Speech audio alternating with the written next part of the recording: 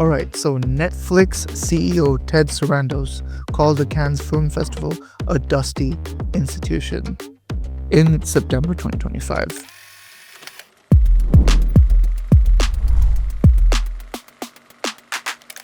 This year, Netflix stayed home, guys. Disney stayed home, Amazon stayed home. The only major streaming platform that showed up was Apple TV+. Now, I want you to sit with that for a second.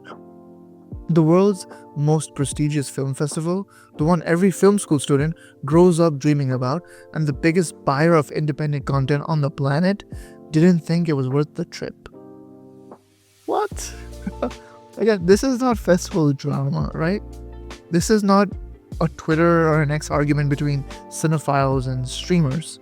This is a power map, and understanding what shifted and why is the most useful thing a working filmmaker can do right now. So, guys, today I want to do something I don't see a lot of filmmaker YouTubers actually do, right? So, basically, I want to give you an honest read of where the industry is in 2026 and what it means specifically for independent filmmakers and which 3 distribution paths still actually work. Not theory, not industry gossip, just kind of like the practical math. Let's start with what Netflix actually did. Because the Cannes snub is just the most visible symptom of a bigger shift, Q1 2026 was Netflix's lowest movie output since 2018. They released 23 original films. The same quarter, 3 years ago, they were releasing over 40. They're making fewer films and they're doing it deliberately. Co-CEO Greg Peters has been explicit. Fewer films, better reception, better genres, specific audiences. So you see, guys, the strategy shift looks like this. Before 2023, Netflix's bet was volume, make everything, see what sticks, build subscriber numbers through quantity. That strategy right now is dead, guys. Flat subscriber growth and the rise of ad-supported tiers changed the entire calculation completely. When your growth metric shifts from number of subscribers to time spent on platform, you stop betting on volume and you start betting on appointment viewing. Now, what exactly are they betting on instead? I'll tell you right now. International content. The majority of their 2026 slate is coming from Asian markets, guys. K-drama, Indian content, South American thrillers, genre content with proven audience signals, and reality unscripted, which is cheaper to produce per hour of viewing than scripted drama. So think about it. What they stop betting on is what most independent filmmakers make. Mid-budget character drama. The kind of film that gets a 7.8 on Letterboxd and wins a jury prize at a mid-tier festival. 2 years ago, that was Netflix acquisition target. Today, it's not. And I'm not even editorializing. Their own output is kind of telling you this. So guys, here's the thing I want to say clearly, because I think a lot of filmmaker content dances around it. The streaming era that a generation of independent filmmakers grew up dreaming about is over. The version where you make a bold independent film, it premieres at Sundance, Netflix or Amazon comes in, picks it up for a life-changing number, and you're set. Guys, that version peaked around 2019 to 2021. It was real. It just isn't anymore. And honestly, I'm not saying this to be pessimistic. I really am not, I promise you. I'm saying it because clarity is more useful than hope. That's pointed in the wrong direction. If you're still building your strategy around, hey guys, you know what, let's get to Netflix, you're optimizing for a target that is genuinely shrinking. So the specific things that streamers aren't buying anymore: the first feature spec script from an unknown director, the mid-budget drama without a pre-existing IP or recognizable cast, the prestige acquisition without an awards trail behind it.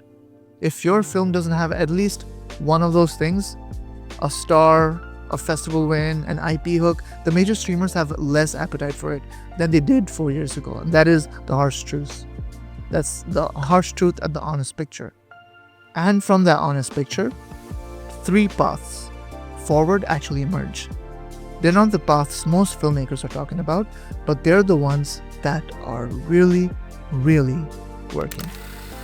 So 3 paths. Path number 1, festival to boutique acquisition. This still works. It's just a smaller window with more specific buyers.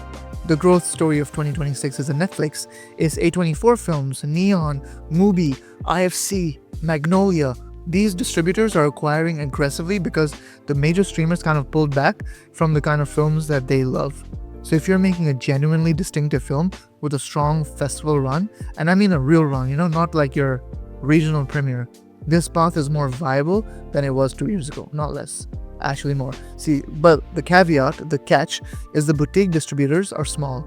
A24 Films acquires maybe 8 to 10 films a year. Mubi is even more selective. Again, you are not competing against bad films for these spots.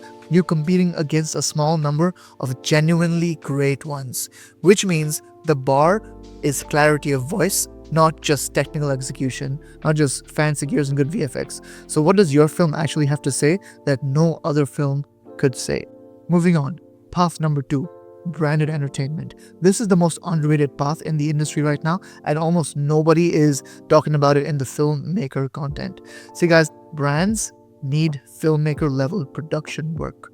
Not corporate video, not explainer bullshit content, actual cinematic storytelling. Nike, Patagonia, Airbnb, luxury automotive, these clients are producing 10 to 15 minute films with real craft and real distribution budgets. I run a production house. This is a significant part of our revenue, and it funds the independent work. And if you can make a great film, you could probably make a great brand film. And unlike independent film, someone over here is actually paying you up front. Path number 3, direct to audience via YouTube and maybe your own platform. Now, I know this sounds like the consolation path, but it isn't. The most durable distribution you can build is the audience that already trusts you before your film exists. Now, when you have 50,000 people who watch what you make, releasing a film to them is different from releasing into a void, hoping a streamer discovers you. Jeff Nichols doesn't have that problem. He has that track record. You're building towards that track record, but YouTube is how you build the audience before the track record is established. So another thing is, I want to spend a minute on the boutique distributor story because I think it's being undercovered in filmmaker content. A24 Films just had one of its best years commercially and critically. Mubi has grown its subscriber base significantly on the back of curating exactly the kind of films that Netflix stopped buying. Neon is on a run that any distributor would want. Literally, 3 consecutive Best Picture winners or nominees. The appetite for distinctive independent cinema has not disappeared, guys. Do not fear. The middlemen who used to kind of broker it, that's just changed.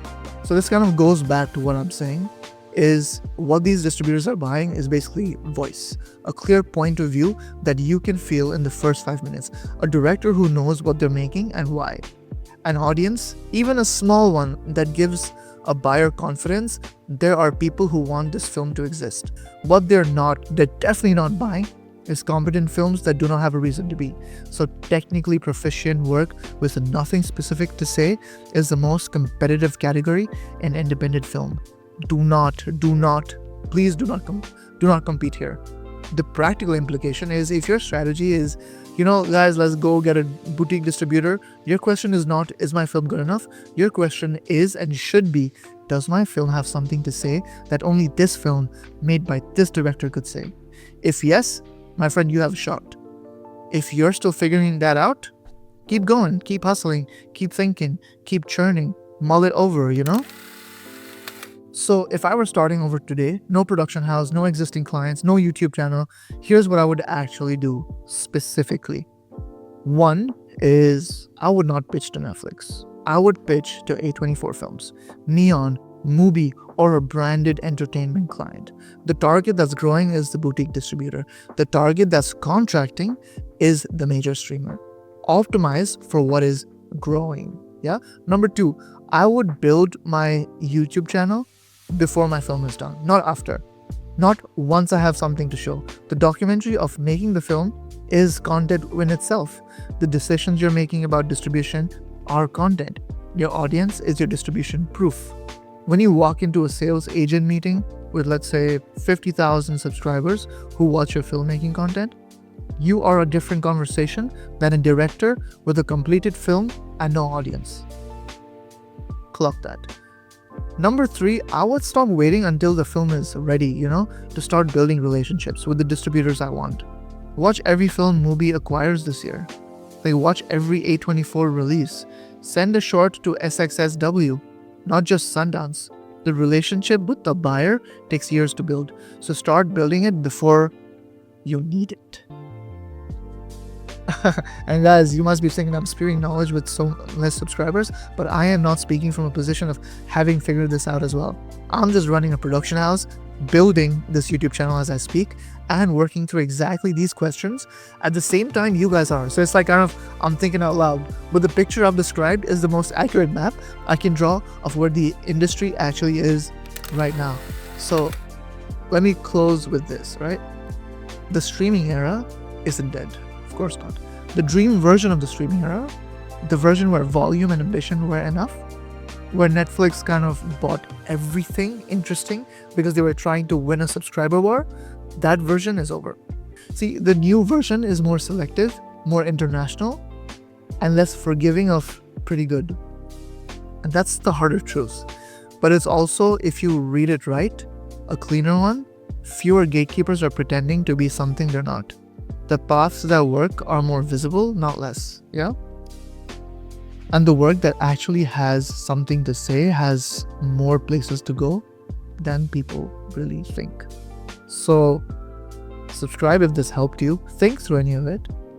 If I got something wrong, if you're seeing the distribution landscape differently from inside it, tell me in the comments. I'm genuinely collecting those signals. Again, like I said, I'm working in progress as well. So I would love to hear your perspective. See you soon. Peace.